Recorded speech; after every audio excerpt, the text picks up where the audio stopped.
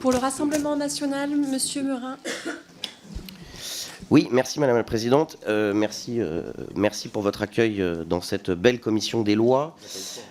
Monsieur le rapporteur, chers collègues, tout de go, le Rassemblement national va soutenir votre texte. Pourquoi? Pour une raison extrêmement simple, c'est qu'en effet, c'est très demandé par les associations de victimes et que je pense que ça peut permettre, en effet, d'apaiser un petit peu la peine qui est celle des victimes, des familles de victimes des morts sur la route.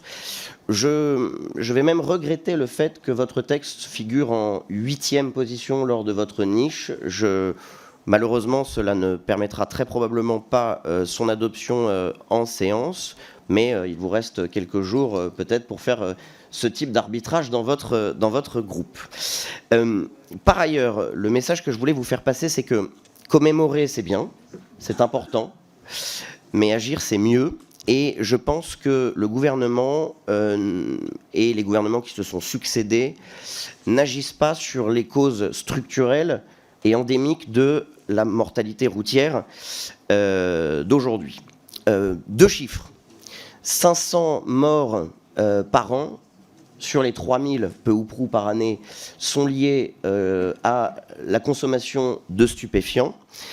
Des phénomènes nouveaux existent, comme la consommation de substances psychoactives qui sont aujourd'hui indétectables par des tests, mais il faudrait avancer sur ce sujet, comme nous avons tenté de le faire lors de l'adoption de la proposition de loi sur l'homicide routier.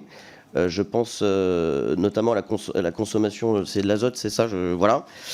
De protoxyde d'azote, autant pour moi, et aujourd'hui c'est indétectable, et donc du coup ça a été sorti de la proposition de loi par le Sénat, parce que c'est indétectable. Or aujourd'hui c'est un phénomène nouveau de grande délinquance routière, et c'est très important que nous puissions avancer sur ce sujet.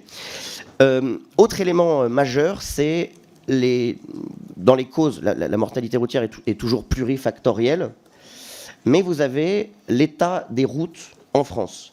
En 20 ans, la France est passée du 1er rang au 18e rang mondial pour la qualité de ses infrastructures routières. Or, un tiers des accidents mortels impliquent le facteur infrastructurel de nos routes. Donc, chers collègues, nous soutenons évidemment avec force cette proposition de loi très demandée par les associations de familles de victimes, mais vraiment notre message, il est volontariste, c'est-à-dire commémorons, mais agissons pour ne plus avoir besoin de commémorer par la suite. Je vous remercie.